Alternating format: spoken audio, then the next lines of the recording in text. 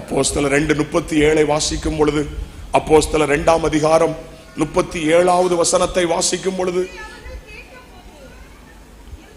குத்தப்பட்டவர்களாகி, இப்பொழுது பேதுரு பிரசங்கம் பண்ணுகிறான். இதை அவர்கள் கேட்ட பொழுது இருதயத்தில் குத்தப்பட்டவர்களாகி பேதுருவையும் மற்ற அப்போஸ்தலரையும் பார்த்து, சகோதரரே சகோதரரே நாங்கள் என்ன செய்ய வேண்டும் என்றார்கள்.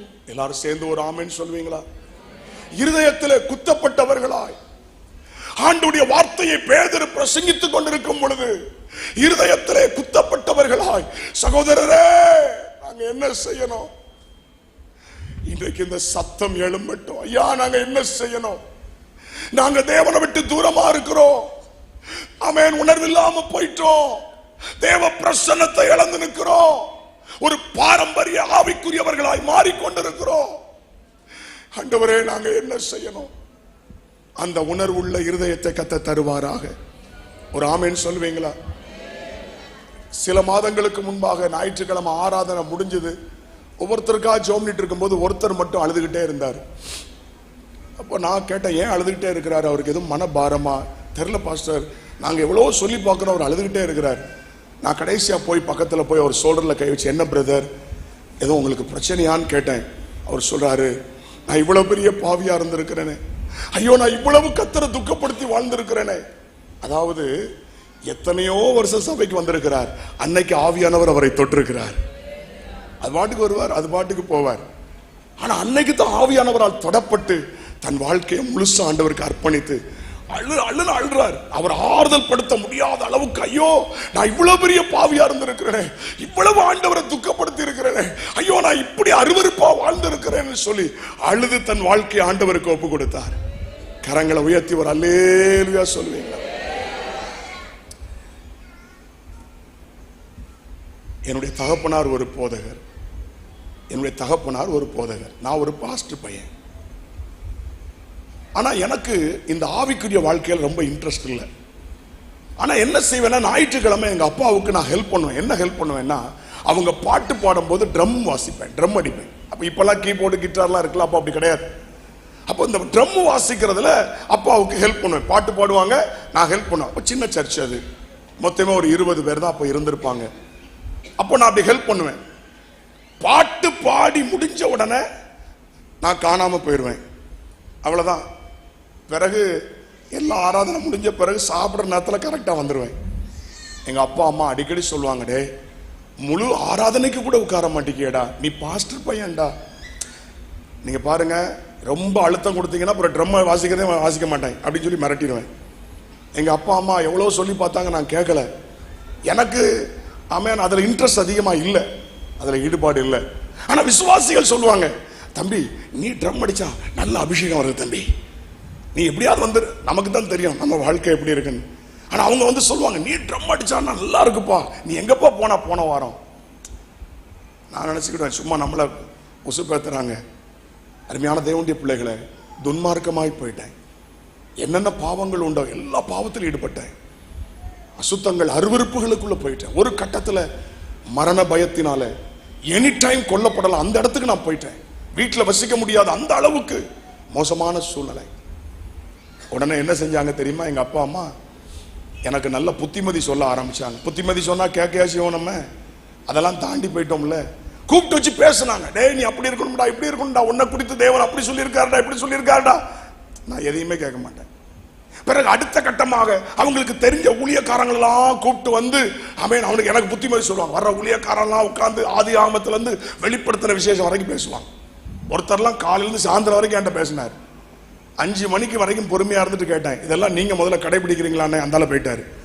அதுக்கு பிறகு நான் அவரை இன்னைக்கு வரைக்கும் பார்க்கல. பல விதத்துல எனக்காக ஊழியக்காரங்களை குழந்தை பேசி பார்த்தாங்க, ஜெபம் பண்ணி பார்த்தாங்க, நடக்கல. பிறகு அடுத்த கட்டமா பார்த்தாங்க, அடி உதவுற மாதிரி அண்ணன் தம்பி உதவ மாட்டான்னு சொல்லுவாங்க. அடிச்சா சரியாயிருவான்னு எங்க அப்பா சும்மா அடினா சமாடி அடிச்சு அவங்க கை உடஞ்சு போச்சு. என் கை உடையல, அவங்க கை உடஞ்சு போச்சு. சரி கை உடஞ்சு போச்சுல, சும்மா இருக்கணும்ல. எங்க பெரியப்பாவுக்கு போன் பண்ணி அவரை வர சொல்லி, அவர் என்ன விட ஹைட்டா இருப்பார், அவர் அங்க இருந்து கம்போட வராரு. எங்க அப்பா உடஞ்ச கை ஒரு கை, இன்னொரு கையை வச்சுக்கிட்டு ஒரு ரூமுக்குள்ள பூட்டி போட்டு அடிக்காக திருத்துறாங்களாம். யார? மகனை திருத்துறாங்களாம். அட்டினா 2 பேரும் அடிக்காங்க. என் வாழ்க்கையில மறக்கவே முடியாது. கதவை பூட்டி வச்சு எங்க பெரியப்பாவும் அப்பாவும் அட்டி அட்டி அட்டின்னு அடிச்சு 2 பேர் கம்பு ஒட்டையுது. நான் கேட்டேன் வேற அப்படின்னு. அதோட போனவர் தான் எங்க பெரியப்பா. இன்னைக்கு வரைக்கும் ஆமாம் அவருக்கு இறந்து போயிட்டார். நான் அதுக்கு பிறகு என்கிட்ட பேசவே மாட்டார் மனுஷன். அதுக்கு பிறகுதான் எங்க அம்மா சொன்னாங்க, அவனை இனி நீங்க திருத்த வேண்டாம், என்கிட்ட கொடுங்க, நான் பாத்துக்கிறேன்னு சொல்லிட்டாங்க. எங்க அப்பாட்ட சொல்லிட்டாங்க, இனி நீங்க பையனை பற்றி எதுவுமே கேர் பண்ண வேண்டாம், உங்களால முடிஞ்ச முயற்சியெல்லாம் நீங்க எடுத்துட்டீங்க, அவனை என்கிட்ட கொடுங்க, நான் பாத்துக்கிறேன். உடனே எங்க அம்மா என்ன செஞ்சாங்கன்னு எனக்கு தெரியாது. எங்க அம்மா ஒரு டீச்சர். ஆனா அவங்க என்ன செஞ்சிருக்கிறாங்கன்னா ஒரு பொருத்தனை பண்ணியிருக்கிறாங்க. என் மகன் ரட்சிக்கப்படுற வரைக்கும் நான் 1 நேரம் தான் சாப்பிடுவேன், ஒரு நாளைக்கு 2 மணி நேரம் 3 மணி நேரம் நான் ஜெபம் பண்ணுவேன்னு சொல்லி பொருத்தனை. ஸ்கூலுக்கு பக்கத்திலே சர்ச். ஆகவே மதியம் மட்டும்தான் சாப்பிடுவாங்க, காலையிலே சாயந்தரமும் சாப்பிட மாட்டாங்க. காலையில சாயந்தரம் போய் சர்ச்சில் போய் முழங்கால் பண்ணிட்டு ஜெபம் பண்ணுவாங்க. எத்தனையோ நாட்கள் ஸ்கூல்ல மயங்கி விழுந்திருக்காங்க, நான் போய் தூக்கிட்டு வந்திருக்கிறேன். அப்ப கூட நீ உனக்காக தான்டா நான் உபவாசம் இருக்கேன்னு சொல்லவே இல்லை. நான் சொல்றது 1 வருஷம் அப்படி செஞ்சாங்க. ஒரு நாளைக்கு 1 நேரம் மட்டும் தான் சாப்பிடுவாங்க. எதற்காக? என் மகன் ரட்சிக்க பண்ணும், என் மகன் துன்மார்க்கமா இருக்கிறான், பாவத்தில் இருக்கிறான், திருந்த மாட்டேங்கிறான். 1 வருஷம் 1 நேரம் தான் சாப்பிட்டாங்க. அந்த ஜெபம் என்னை தொட்டது. ஒரு வாலிபர் முகாமுக்கு என்ன அனுப்பியிருந்தாங்க. எப்படி அனுப்புனாங்கன்னா, அன்னைக்கு அந்த காலத்திலேயே 100 ரூபாய் தாரேன் நீ போன்னு சொன்னாங்க. 1 ரூபாயை பார்க்கறதே பெருசு. 100 ரூபாய் தாரேன்னு ஒண்ணு ரொம்ப சந்தோஷம். 3 நாள் கேம்ப். முத நாள் போய் அட்டெண்டன்ஸ் போட்டு அடுத்த 2 நாள் ஜாலியா என்ஜாய் பண்ணலாம். 100 ரூபாய் வாங்கிட்டு கேம்புக்கு போனேன். இதே மாதிரி ஒரு வாலிபர் முகாம். அந்த வாலிபர் முகாம்ல பின்னாடி உட்கார்ந்து இருந்தேன். அப்போ ராபர்ட் ஒருத்தர் பிரசங்கம் பண்ணார். வயசு 28 அவருக்கு. வாலிபன் அவர் தான் அன்னைக்கு பிரசங்கம் பண்றார். நான் பின்னாடி உட்கார்ந்து இருக்கிறேன். அப்படியே சேர்ல உட்கார்ந்து, நமக்கு தெரியாதா இந்த பாயிண்ட்டுக்கு அடுத்து இதான் பேசுவாரு, அடுத்தது இந்த பாயிண்ட் இதை தான் பேசுவாரு. நான் பின்னாடி இருந்து சொல்லிட்டே இருக்கேன். பக்கத்தில் இருக்கவங்க எப்படி அவனுக்கு தெரியும் கரெக்டா சொல்றாரு, நான் சின்ன வயசுல இருந்து கேட்டு இருக்கேன்டா. இதுக்கு அடுத்ததுன்னா இப்படிதான் சொல்லுவார், இதுக்கு அடுத்ததுன்னா இந்த வசனத்தை சொல்லுவார். நான் சொல்ல சொல்றாரு. அந்த அளவுக்கு வயிற்றிலேயே நம்ம கேட்ட ஆட்கள். சோ பின்னாடி ரொம்ப அசால்ட்டா அப்படி பேசிக்கிட்டு அப்படி உட்கார்ந்துட்டு இருக்கிறேன். அவர் பிரசங்கம் பண்ணிட்டு இருக்கும்போது, ஆமென், அவர் பிரசங்கம் பண்ணிட்டு இருக்கும்போது என்னை அறியாமல் அந்த ஆலயம் முழுவதும் தேவ மகிமை இறங்கிட்டு. என் கண்ணுக்கு அவர் மட்டும்தான் தெரியுது, கூட இருக்கிற யாரும் தெரியல. அவர் எனக்கு நேர கை நீட்டி பேசுறார். நீதான், உன்னை ஆண்டவர் நேசிக்கிறார், உன்னை விட மாட்டார், உன்னை தாயின் கருவில் தெரிந்து கொண்டார், நீ அவருக்கு தேவை, இன்றைக்கு நீ மனம் திரும்பு. இவர் என்ன மட்டும் கையை நீட்டி பேசுறாரு. 400 வாலிபர்கள் உட்கார்ந்து இருக்கிறாங்க, எனக்கு நேர கையை நீட்டுறாருன்னு சொல்லி நான் பயப்படுறேன். பயந்து அப்படியே முழங்கால் படிடுறேன். 40 நிமிஷம் அழுது ஜெபம் பண்ணிருக்கிறேன். அவ்வளவு கடினமான ஆளு. 40 மினிட்ஸ். வாலிபர் முகாமே முடிஞ்சு அவர் பிரசங்கம் முடிஞ்சு போயாச்சு. ஆனா நான் முழங்கால நிக்கிறேன்.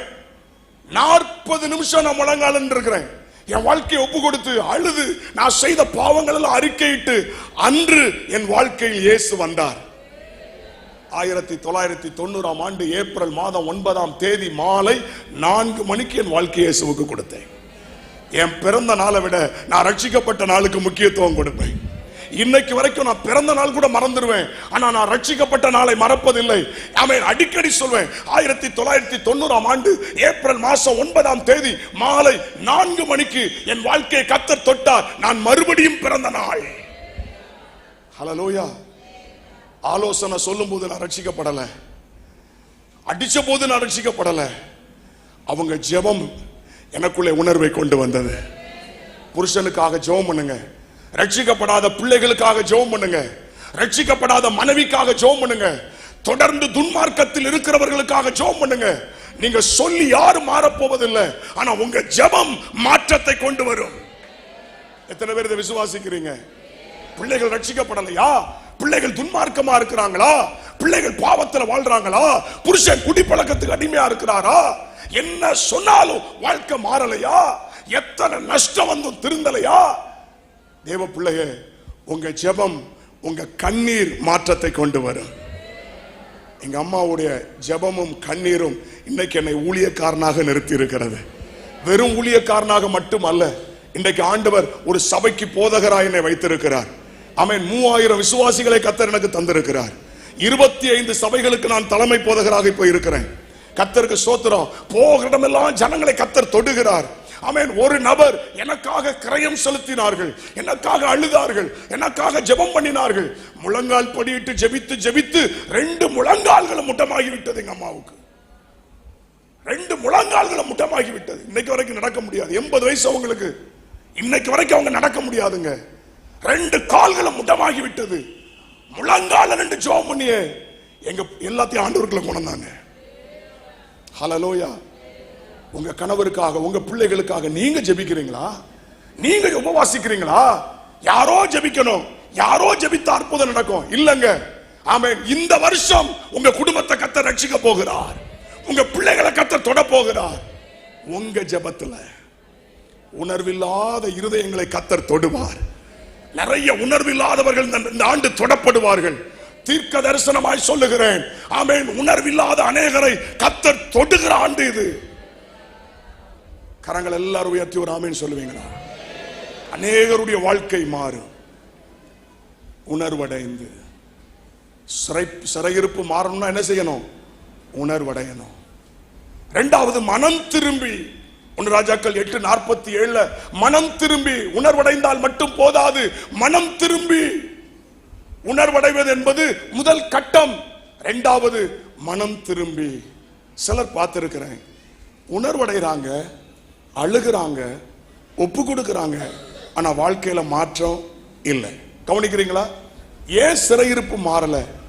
ஏன் இன்னும் அவங்க வாழ்க்கையில அந்த கட்டுகள் உடையல அப்படின்னு சொன்னா, பிரசங்கத்தை கேட்கும் போது அழுறாங்க, ஒப்பு கொடுக்கறாங்க, எல்லாம் செய்யறாங்க, ஆனா வெளியே போய் அதே பாவத்தை செய்யறாங்க, அதே தவற செய்யறாங்க. மனம் திரும்புதல் என்ன அர்த்தம் தெரியுமா? 100% அதை விட்டு விலகுவது. அதான் மனம் திரும்புதல். ஒரு ஆமென் சொல்வீங்களா? பழையவைகள் ஒளிந்து போயின, எல்லாம் புதிதாயின. நான் பழையவைகள் ஒளிந்து போயினன்னு சொல்வேன், நீங்க எல்லாம் புதிதாயினன்னு சொல்ல. பழையவைகள் ஒளிந்து போயின, பழையவைகள் ஒளிந்து போயின. திரும்ப சொல்ல, பழையவைகள் ஒளிந்து போயின. அதான் மனம் திரும்புதல். டோட்டலா நம்மை மாத்திடுவார். 100% குமாரன் விடுதலை ஆக்கினால் பரிபூர்ண விடுதலை, 100% விடுதலை. அல்லேலூயா, ஸ்தோத்திரம். அப்போ மனம் திரும்புதல். உணர்வடைந்தால் மட்டும் போதாது, விட வேண்டியதை விடணும், விலக வேண்டியதை விலகணும், பிடிக்க வேண்டியதை பிடிக்கணும். ஆமென். ஆண்டவருடைய நாமம் மகிமைப்படுவதாக. வெளிப்படுத்தல் 2ஆம் அதிகாரம் 5ஆம் வசனத்தை வாசிக்கும் பொழுது, வெளிப்படுத்தல் 2:5 ஆகையால் நீ இன்ன நிலைமையிலிருந்து விழுந்தாய் என்பதை நினைத்து மனம் திரும்பி ஆதியில் செய்த கிரியைகளை செய்வாயாக. இன்னைக்கு நான் சொல்றேன், கவனிங்க. இதுல ஒரு விஷயம் இருக்குது. சிலர் எதுல மனம் திரும்பணும்னா, ஆதியில் செய்த கிரியைகளை திரும்ப செய்யணும். திரும்ப சொல்ல, நல்லா கவனிங்க. மனம் திரும்புறது என்பது ரட்சிக்கப்படுறது மட்டுமல்ல. ஆதியில செய்த கிரியைகள், ஆரம்பத்தில் கொண்டிருந்த கிரியைகள், சிலர் கொஞ்சம் கொஞ்சமா காலப்போக்கில் எல்லாம் மாறிடுது. மீண்டும் ஆதி அனுபவத்தை கர்த்தர் நமக்கு தருவாராக. இப்போ கவனிங்க, ஒரு வார்த்தை உலகமெங்கும் இந்தியாவிலையும் பேசப்படுகிறது. என்ன வார்த்தை தெரியுமா? எழுப்புதல். அப்படிதானா? ரிவைவல், எழுப்புதல் என்ற வார்த்தை இன்றைக்கு கேட்கப்பட்டு கொண்டே இருக்குது. இல்ல, இங்க பாக்கீங்களா? கவனிக்கீங்களா? எழுப்புதல்னா வேற ஒண்ணு இல்லைங்க. மீண்டும் அந்த பெந்தைக்கோஸ்தே அனுபவம் வருவதுதான் எழுப்புதல். மீண்டும் ஆதி அப்போஸ்தல நிலை வருவதுதான் எழுப்புதல். மீண்டும் ஆவியானவர் ஊற்றப்படுவதுதான் எழுப்புதல். மீண்டும் சபை எழும்புவதுதான் எழுப்புதல். இதுக்கு பேர் தாங்க எழுப்புதல். எழுப்புதல்னா வேற ஒண்ணு நூதனமான ஒண்ணும் கிடையாது. மீண்டும் ஆவியானவர் ஊற்றப்படணும். ஆமென், ஸ்தோத்திரம். ஆவியானவர் ஊற்றப்படும் மட்டும் அப்படித்தான் இருக்கும். ஆனா ஆவியானவர் ஊற்றப்படுவார், ஆனால் வனாந்தர வயல்வெளியாகும், வயல்வெளி அடர்ந்த காடாக எண்ணப்படும். கரங்களை உயர்த்தி ஒரு அல்லேலூயா சொல்லுவீங்களா? இந்த சத்தத்தை கேட்கிற தேவ பிள்ளைகளை, எழுப்புதல்னா வேற ஒண்ணு இல்லைங்க. மீண்டும் பழைய நிலைமைக்கு சபை திரும்பணும், ஆதி நிலைமைக்கு சபை திரும்பணும். மீண்டும் ஆவியானவர் ஊற்றப்படணும். அல்லேலூயா. மீண்டும் ஆவியானவர் ஊற்றப்படணும், மீண்டும் சபை எழும்பணும், மீண்டும் அந்த ஜெப ஆவியை கர்த்தர் கொடுக்கணும், மறுபடியும் சபை எழும்பணும். எத்தனை பேர் அதெல்லாம் விரும்புறீங்க? ஒரு ஆரம்ப நாட்கள்ல இருந்த அந்த விசுவாசம், அந்த ஜெபம், அந்த வைராக்கியம், அந்த பரிசுத்தம் இன்னைக்கு இருக்குதா? இன்னைக்கு இருக்குதா? யோசித்து பாருங்க. ஆதி நாட்கள்ல இருந்த அந்த விசுவாசம், ஆதி நாட்கள்ல இருந்த ஜெபம், ஆதி நாட்கள்ல இருந்த வைராக்கியம், ஆதி நாட்கள்ல இருந்த அந்த அர்ப்பணிப்பு இன்னைக்கு இருக்குதா? யோசித்து பாருங்க. இன்றைக்கு ஆண்டவர் ஆதி நிலைமைக்கு நம்மை திரும்ப கொண்டு வருவாராக. இப்படி சொல்லுகிறேன், ஆதி அப்போஸ்தல அபிஷேகத்தை, ஆதி அப்போஸ்தல அனுபவத்தை கர்த்தர் நமக்கு திரும்ப தருவாராக. எத்தனை பேர் தருவார் என்று விசுவாசிக்கிறீங்க? அதுக்கு பேர் தாங்க எழுப்புதல். எழுப்புதல்னா வேற ஒண்ணும் கிடையாதுங்க. மீண்டும் ஆவியானவர் ஊற்றப்படணும், மீண்டும் சபைகள் எழும்பணும், எங்கும் பிதாவை தொழுது கொள்ளும் காலம் வரணும். எங்க பார்த்தாலும் ஜெபம், எங்க பார்த்தாலும் ஆராதனை, எங்க பார்த்தாலும் இயேசு, எங்க பார்த்தாலும் அற்புதங்கள். ஆமென். சத்ருவின் கிரியைகள் அழிக்கப்பட்டு இயேசு உயர்த்தப்படுவதுதான் எழுப்புதல். அந்த எழுப்புதலுக்காக தான் நம்ம காத்திருக்கிறோம். அப்போ இன்றைக்கு மீண்டும் ஆமென் சபை மனம் திரும்பணும், சபை மனம் திரும்பணும். ஆமென் ஸ்தோத்திரம். தேவ பிள்ளைகள் மனம் திரும்பணும். எப்படி சொல்லணும் தெரியுமா? ஆதி நிலைமைக்கு எங்களை கொண்டு வரும் ஆண்டவரே. ஆதி சபை அனுபவத்தை தாரும், பெந்தேகோஸ்தே அனுபவத்தை தாரும், ஆதி அப்போஸ்தல அனுபவத்தை தாரும், அந்த வைராக்கியத்தை எங்களுக்கு தாரும். ஹல்லேலூயா. இன்னைக்கு மாடர்ன் எல்லாமே மாறிக்கிட்டே போகுது, கலாச்சார மாற்றங்கள் எல்லாமே மாறிக்கொண்டே இருக்கிறது. ஆனால் உபதேசம் மாறாது. எத்தனை பேர் ஆமென் சொல்லுகிறீர்கள்? எல்லாம் மாறலாம், ஆனால் உபதேசம் மாறாது. கலாச்சாரம் மாறலாம், கல்வி மாறலாம், கல்வி முறை மாறலாம், ஆனால் வேத வசனம் சத்தியம் ஒருபோதும் மாறாது. நீங்க பாத்தீங்கன்னா எல்லாமே ஃபாஸ்டா இருக்குது. ஃபாஸ்ட் ஃபுட், ஃபாஸ்ட் டிராவல், எல்லாமே ஃபாஸ்ட், எல்லாமே ஃபாஸ்ட். ஆனா பாருங்க, சாப்பாடு கூட இப்ப ஃபாஸ்ட். குறுகிய நாட்கள்லயே எல்லாம் விளைய வைக்கிறான். ஆனா குழந்தை 10 மாசம் தான். ஆண்டவர் நீங்க எல்லாம் ஃபாஸ்ட் ஆனதுனால 5 மாசத்துல குழந்தைய வச்சுக்கன்னு யாருக்காவது தந்தாரா? நீங்க எல்லாம் ஃபாஸ்ட் ஆயிட்டீங்கப்பா, எல்லாம் ஃபாஸ்ட் ஆயிட்டீங்க, ஃபாஸ்ட் ஃபுட் எல்லாம் ஃபாஸ்டா போயிட்டீங்க. சோ அதனால நானும் ஃபாஸ்ட் ஆயிட்டேன், அதனால குழந்தைய 4 மாசத்துல தந்துடுறேன்னு தந்தாரா? 10 மாசம் தான். அவருக்குன்னு ஒரு ஒழுங்கு வச்சிருப்பார், அந்த ஒழுங்கை மாற்றவே மாட்டார்.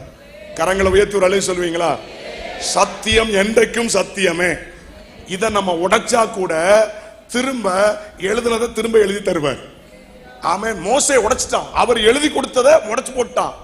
எழுதி கொடுத்ததை உடைச்சு போட்ட உடனே திரும்ப கற்பனைகளை செஞ்சுட்டுவான்னு சொல்லி 10ல 2 குறைச்சி 8 எழுதல, அதே 10 திரும்ப எழுதினார். புரிஞ்சவங்க மட்டும் ஒரு அலை சொல்லுங்க பாப்போம். எழுப்புதல் வரணும்னா மறுபடியும் முழுமையான சத்தியத்துக்குள்ள சபை திரும்பணும், ஆதி நிலைமைக்கு சபை திரும்பணும், அந்த அனுபவங்கள் திரும்ப வரணும், அந்த அபிஷேகம் ஊற்றப்படணும், அந்த அக்கினி வரணும். அந்த அனுபவங்கள் திரும்ப வருமானால் திரும்ப சபை எழும்பும். அல்லேலூயா. அதுக்காகத்தான் நம்ம ஜெபம் பண்ணிட்டு இருக்கிறோம். அதுக்காக தான் இவ்வளவு பிரயாசம், அதற்காக தான் பிரயாசம்.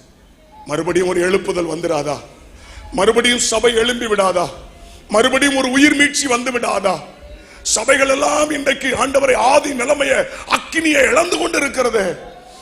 ஒரு பாரம்பரியங்கள் மாறிவிட்டது. ஆண்டவரே, ஆதி அனுபவத்தை திரும்ப தாரும். ஒரு ஆமேன் சொல்லுவீங்களா? சபை மறுபடியும் அக்கினி பற்றி எரிவதாக, எப்பொழுது பலிபீடத்தில் அக்கினி எரிந்து கொண்டிருப்பதாக, இயற்கைக்கு அப்பாற்பட்ட அற்புதங்கள் நடப்பதாக, திரள் கூட்ட ஜனங்கள் கர்த்தரே தெய்வம் என்று பணிந்து கொள்வார்களாக. அல்லேலூயா. அப்ப மறுபடியும் ஆமென் ஸ்தோத்திரம், அந்த அதிசயங்களை கர்த்தர் செய்வார். எத்தனை பேர் இதை விசுவாசிக்கிறீங்க? அப்போ உணர்வடையணும், மனம் திரும்பணும். ஸ்தோத்திரம். லூக்கா 16ஆம் அதிகாரம் 27 முதல் 31 வரை குறித்துக் கொள்ளுங்கள். வாசிக்க வேண்டாம். ஆமென் ஸ்தோத்திரம். ஊழியக்காரன் சொல்றதை கேட்டு மனம் திரும்பலன்னா பரலோகத்திலிருந்து ஒருத்தன் வந்து சொன்னாலும் கேட்க மாட்டாங்க. அதான் அர்த்தம், வேற ஒண்ணும் இல்லை. ஊழியக்காரன் பிரசங்கிக்கிற ஊழியக்காரனுடைய வார்த்தைக்கு செவி கொடுக்காவிட்டால், மரித்த ஒருத்தன் உயிரோடு வந்தாலும் என்ன செய்ய மாட்டாங்க? கேட்க மாட்டாங்க. அதான் அதனுடைய அர்த்தம். இன்றைக்கு ஆண்டவர்கிட்ட கேட்கணும், ஆண்டவரே எங்களை ஆண்டவரே மனம் திரும்ப பண்ண உதவி செய்யும். நாங்கள் இழந்த அனுபவங்களை திரும்ப எங்களுக்கு தாரும். இழந்த அனுபவங்களை எங்களுக்கு திரும்ப தாரும். இழந்த விசுவாசத்தை எங்களுக்கு திரும்ப தாரும். இழந்த பரிசுத்தத்தை எங்களுக்கு திரும்ப தாரும். இழந்த ஜெப ஆவியை எங்களுக்கு திரும்ப தாரும். இழந்த வைராக்கியத்தை எங்களுக்கு திரும்ப தாரும். நாங்கள் இழந்த அக்கினியை திரும்ப எங்களுக்கு தாரும். ஒரு ஆமென் சொல்லுவீங்களா? அடுத்த தலைமுறை தலைகீழ போயிருங்க. பெற்றோர் கவனிக்கல, நீங்க கவனம் செலுத்தலன்னா அடுத்த ஒரு தலைமுறை இயேசுவை அறியாத ஒரு தலைமுறையா எழும்பிரும். இந்த சத்தத்தை கேட்கிற தேவ பிள்ளையே, பெற்றோரே, சபையே, விழித்துக்கொள். அடுத்த ஒரு தலைமுறை கர்த்தருக்காக எழும்பணும். ஒரு யவன ஜனம் எழும்பணும். ஆமென். இன்னைக்கு அடுத்த தலைமுறை சபைக்குள்ள இருக்கா? உங்க பிள்ளைகள் ஆண்டவரை தேடுறாங்களா? பைபிள் வாசிக்கிறாங்களா? ஜெபிக்கிறாங்களா? உங்க பிள்ளைகள் கர்த்தரை தேடுறாங்களா? பிள்ளைகள் டாக்டர் ஆகணும், இன்ஜினியர் ஆகணும், சம்பாதிக்கணும், எல்லாம் ஆசைப்படுறோம். பிள்ளைகள் ஆமென் அபிஷேகத்துக்குள்ள இருக்கிறாங்களா? தேவ சித்தத்தில் இருக்காங்களா? பிள்ளைகள் வாழ்க்கை எப்படி இருக்குது?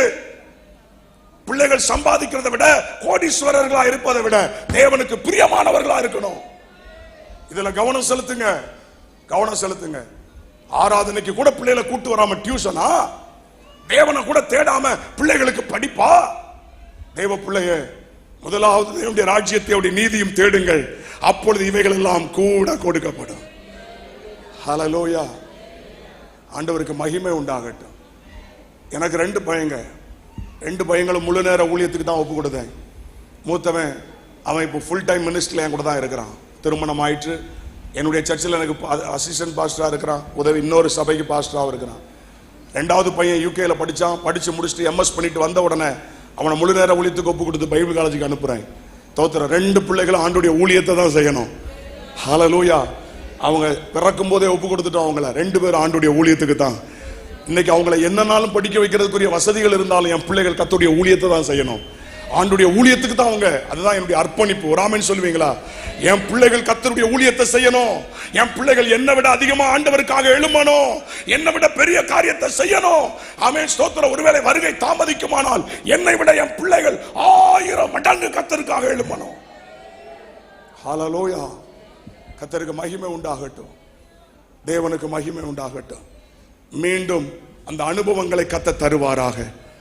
ஆதி நிலைக்கு சபை திரும்புவதாக. ஆதி அன்பை விட்டா என்று உன் பேரில் எனக்கு ஒரு குறை உண்டு. ஆதி அன்புக்கு திரும்புவோமாக. கடைசியாக ஒன்னை சொல்லி முடிக்க போறேன். ஆமென். 1 ராஜாக்கள் 8:47 சொல்லப்பட்டிருக்கிறது, வேண்டுதல் செய்து. ஒரு ஆமென் சொல்வீங்களா? உணர்வடையணும், மனம் திரும்பணும். அடுத்தது என்ன செய்யணும்? வேண்டுதல் செய்தால் அவர் சிறையிருப்பை மாற்றுவார். அப்ப அதற்காக வேண்டுதல் செய்யணும், விண்ணப்பம் பண்ணணும். எது வரைக்கும் அப்படின்னா, கவனிங்க, முடிக்க போறேன். பதில் வருகிற வரைக்கும், உள்ளங்கை மேகம் எழும்புகிற வரைக்கும், ஆமென், மோசே வர்ற வரைக்கும், மோசையை பார்க்கிற வரைக்கும் அவர்கள் முறையிட்டார்கள். அவர்கள் முறையிடும் சத்தம் தேவ சன்னிதானத்தை முடிச்சிருங்க. தெரியாத அந்த வசனம்? அவர்கள் முறையிடும் சத்தம் தேவ சன்னிதானத்தை எட்டினது. கர்த்தர் சமூகத்துல போய் ஜெபம் எட்டுற வரைக்கும் என்ன செஞ்சிருக்கிறாங்க? கதறிட்டாங்க. சிறையிருப்புல ஆண்டவரை நோக்கி, ஆண்டவரே இறங்கும் ஐயா என்று கதறினார்கள். விண்ணப்பம் தேவ சமூகத்தை எட்டினது. உடனே கர்த்தர் மோசே அனுப்பினார். ஆமென். தேவ பிள்ளைகளே, நாம் ஜெபித்து கதறுவோமானால், நம்முடைய ஜெபம் தேவ சமூகத்தை எட்டுமானால் சிறையிருப்புகள் மாறும். சிறையிருப்புகள் மாறும். ஒரு சின்ன சபையாக ஜெபித்தார்கள், விண்ணப்பம் பண்ணினார்கள். சிறைச்சாலைக்குள்ள இருந்து பேதுரு வெளியே வந்தான். இன்னைக்கு சபை ஜெபிக்கணும். ஒரு ஆமென் சொல்வீங்களா? சபை ஜெபிக்கணும். எப்போது சபையில ஜெபம் இருந்துகிட்டே இருக்கணும். ஆமா, என் கூட ஆண்டவர் பேசினது அதுதான். எப்போது சர்ச்சில் ஜெபம் இருக்கணும், எப்போது சபையில ஜெபம் இருக்கணும். ஜெபத்தை அதிகப்படுத்து, ஜெபத்தை அதிகப்படுத்து, ஜெபத்தை அதிகப்படுத்து. என் கூட ஆவியானவர் திரும்ப திரும்ப அதுதான் பேசிக்கிட்டே இருந்தார். இப்ப அதிகாலை ஆராதனையை ஸ்ட்ரென்தன் பண்ணிட்டோம். அதிகாலை ஆராதனை அது மட்டும் அல்ல, பெண்கள் ஆராதனை. ஆமென் ஸ்தோத்திரம். புருஷர்கள் கூட்டம், வாலிபர் கூட்டம், தனித்தனியா ஜெபங்கள். 24 மணி நேரம் ஜெப அறை ஆண்டவர் உண்டாக்க சொன்னார். பகல் முழுசும் பெண்கள், ராத்திரி முழுசும் ஆண்கள் தொடர்ந்து இரவு பகலா ஜெபம் பண்ணிட்டே இருக்கிறாங்க. இத்தனை 7 வருஷமா ஜெபம் பண்ணிட்டு இருக்காங்க. அல்லேலூயா. எனி டைம் அங்க போனா யாராவது ஜெபம் பண்ணிட்டு இருப்பாங்க. ஒன்னு ஆண்கள் லட்ட பெண்கள் ராத்திரி பகலா ஜெபம் பண்ணிட்டு இருக்காங்க. கடந்த நாட்களில் தானியேல் ஜெப அறையை உண்டாக்க சொன்னார். டீமா ஜெபிக்க வைன்னு சொல்லி குழுவா ஜெபம் பண்ணிட்டு இருக்காங்க.